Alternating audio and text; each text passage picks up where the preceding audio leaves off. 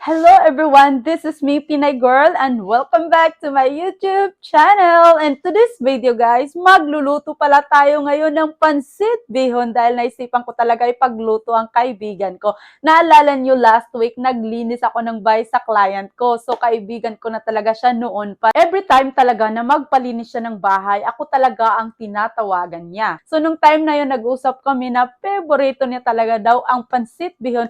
Kaso nga lang, hindi daw siya marunong magluto. So, nag-offer ako sa kanya na ipagluto ko siya ng pansit. Halos hindi siya makapaniwala. So, ngayon, gusto ko talagang matikman niya kung paano magluto si Pinay Girl. So, tara guys, samahan niyo ako na ipagluto natin siya ng pansit bihon.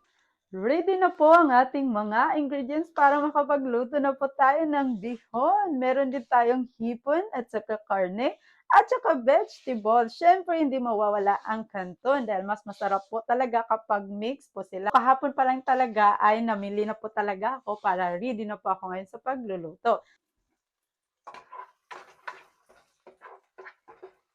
Siyempre, inuna ko na ang onion at saka garlic at pinagsabay ko na din talaga ang hipon. Ako talaga kapag magluluto ako ng bihon ay meron talaga yung hipon dahil favorito ko talaga yan. Lalo na kapag may nilulutuan akong tao na espesyal, sasarapan ko talaga yan. Charot. Ako talaga noon ay mahilig na talaga sa pagluluto dahil nga yung tatay namin ay aside sa pangingisda ang trabaho niya ay tagaluto din talaga siya noon. Di ko alam talaga guys na bakit mahilig ako sa pagluluto, lalo na sa mga eksperimentong bagay, lalo na pag pagkain, pag-uusapan, ganito ang lulutuin ko. Super excited talaga ako. This time, siniparit ko na nga ito no, sa isang malinis na lalagyan dahil luto na nga ito. So mamaya imimix natin ito sa bihon. Dahil nga ang bihon, kailangan mo siyang isiparit sa pagluluto dahil mabilis lang talaga yan maluto. Gustuhin ko man magluto araw-araw kaso nga lang tinatamad na talaga ako minsan dahil siguro sa aking trabaho. Kapag uwi talaga ako, nagre-relax na ako. So ngayon, perfect timing din talaga na naisipan kong lutuin yung kaibigan ko.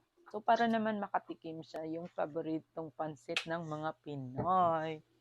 Sa amin talaga sa probinsya, tuwing umuwi ako ay wala talaga akong time para magluto dahil nga ang dami naming magkakapatid doon. Halos lahat sila ay nagtutulong-tulungan. So meron din naman talaga akong sariling alam. Halos naman talaga lahat ay marunong tayong magluto ng bihon. Pero iba-iba din talaga tayo ng diskarte kung paano natin lutuin. So ito na nga kung paano ko itong ginawa. Nakikita niyo naman. So ito malapit ng maluto. So ang sarap.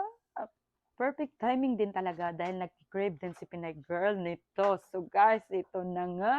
Ready na po natin bigyan ng ating kaibigan. Hopefully, masarapan po siya sa ginawa at niloto ni Pinay Girls. Okay guys, that's all for today. Thank you for watching everyone.